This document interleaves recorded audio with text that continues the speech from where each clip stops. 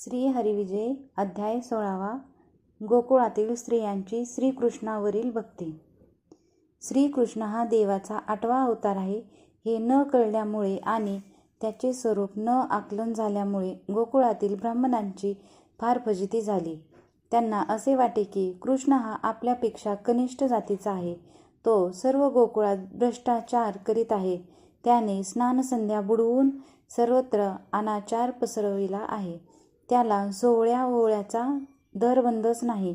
ब्राह्मणांना आपल्या ज्ञानाचा व वागण्याचा अभिमान वाटून त्यांना भूल पडली. श्रीकृष्ण पूर्ण ब्राह्मणाचा अवतार आहे हे ते विसरले आणि ते गोकुळ सोडून वनात झोपड्या बांधून राहिले. एके दिवशी सुमुहूर्त पाहून त्या अरण्यात असलेल्या यमुना तीरावर त्यांनी यज्ञ करण्यास आरंभ केला. त्यांनी यज्ञासाठी गवताचे मांडव घातले. ब्राह्मणांना बसण्यासाठी प्रशस्त यज्ञशाळा उभारली. नंतर यज्ञाला लागणारे साहित्य जमा केले. मग यज्ञ करण्यास आरंभ केला. असे करण्याने आपण श्रीहरीस अंतरलो हे त्यांना कळाले नाही. ज्या वनात ब्राह्मणाची वसाहत होती तेथे श्रीकृष्ण गोपाळांसह खेळावयास आला. त्या दिवशी हे पाहून सौंगड्यांनीही शिदोरी घेतली नाही. झपाट्याने धावत कृष्ण जेथे होता तेथे सौंगड्यांचे थवेच थवे जमले. मग कृष्ण त्या सुंदर वनात गोपाळांबरोबर निरनिराळे खेळ खेळला. गोपाळांनी वनफुलांच्या सुंदर माळा कृष्णाच्या गळ्यात घातल्या. वृक्षांचे कोवळे पल्लव काढून त्याचे तुरे आपल्या शिरे खोवले. कृष्णाच्या शिरी मोरपीस खोवल्या. अशा प्रकारे नटून थटून ते आपापसात विनोदाचे बोल बोलून खेळ खेळून शिनले. तेव्हा सर्वांना भुका लागल्या. आम्ही शिदोऱ्या आणल्या नाहीत, आता काय खायचे म्हणून ते कृष्णास विचारू लागले. तेव्हा कृष्णाने त्यांना सांगितले की जवळच ब्राह्मणाच्या पाकशाळेत बरेच अन्न शिजले आहे, ते त्यांच्याकडून मागून आणा. गोपाळ निघाले. ते यज्ञशाळेत आले आणि ब्राह्मणाजवळ मोठ्या काकुळतीने शिदोरी मागू लागले.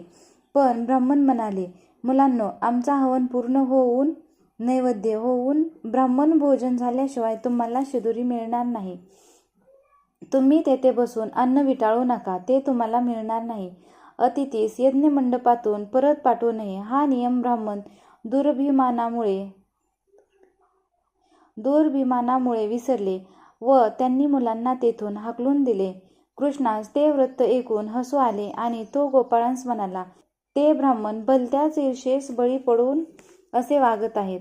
आता तुम्ही त्यांच्या बायकांकडे जा, त्या तुम्हास खात्रीने अन्न देतील. तेव्हा ते गोपाळ वेगळ्या वाटेने पाकशाळेत गेले. त्यावेळी सर्व बायका पाकशाळेत स्वयंपाक करीत होत्या. गोपाळांनी त्यांना नमस्कार केला. मग ते म्हणाले, श्रीकृष्ण वृंदावनात आला आहे. त्याला फार भूक लागली आहे. आम्ही उपवासी आहोत. सर्वांना भूक लागल्यामुळे श्रीकृष्णाने अन्न मागण्यासाठी आम्हाला तुमच्याकडे पाठविले आहे. हे बोलणे ऐकून स्त्रिया म्हणाल्या, ज्याच्याकरिता हे पुरुष यज्ञ करीत आहेत तो नारायणाचा पूर्ण अवतार श्रीकृष्ण अन्न मागत आहे, तर आम्ही श्रीकृष्णाकडे अन्न घेऊन आत्ताच येतो. असे म्हणून षडसांनांनी त्या स्त्रियांनी ताटे भरली.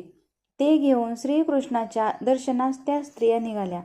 काही वेळाने हवन समयी लागणारे अन्न आले नाही म्हणून सर्व ब्राह्मण शोधाशोध करू लागले. तर पाकशाळेत अन्न तयार होते, पण स्त्रिया कोठे दिसेनात.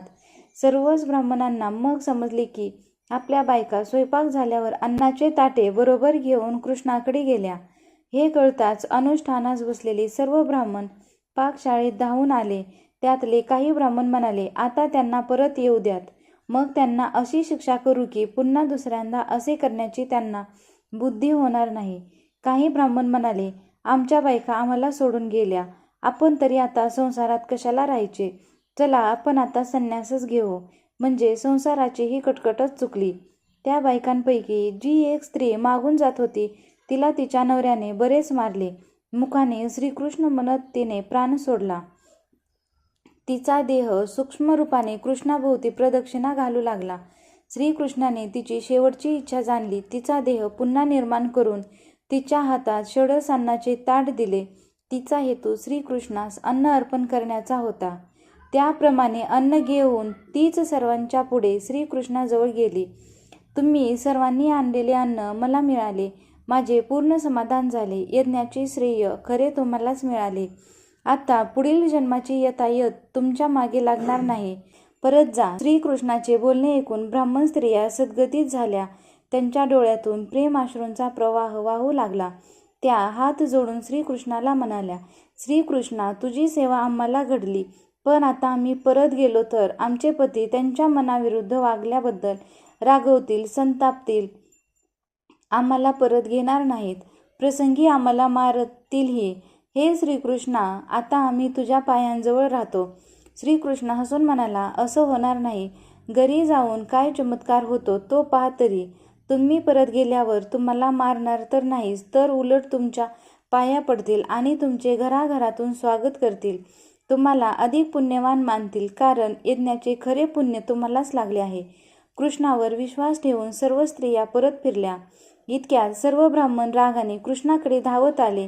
कृष्ण म्हणाला, मला परमेश्वर समजून तुमच्या स्त्रियांनी मजवर भक्ती ठेवली, हे पापाचरण झाले नाही. ज्या ब्राह्मण स्त्रिया तिच्या पतीने मरेपर्यंत मारले, तीही आता जिवंत होऊन तुम्हाला भेटल. तुम्ही कोणालाच तुच्छ मानू नका. सारीच ईश्वराची लेकरे आहेत.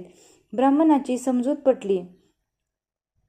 घरी गेल्यावर त्यांनी आपल्या पत्नीचे प्रेमाने स्वागत केले आणि त्यांचा कृष्णावरचा राग नष्ट झाला.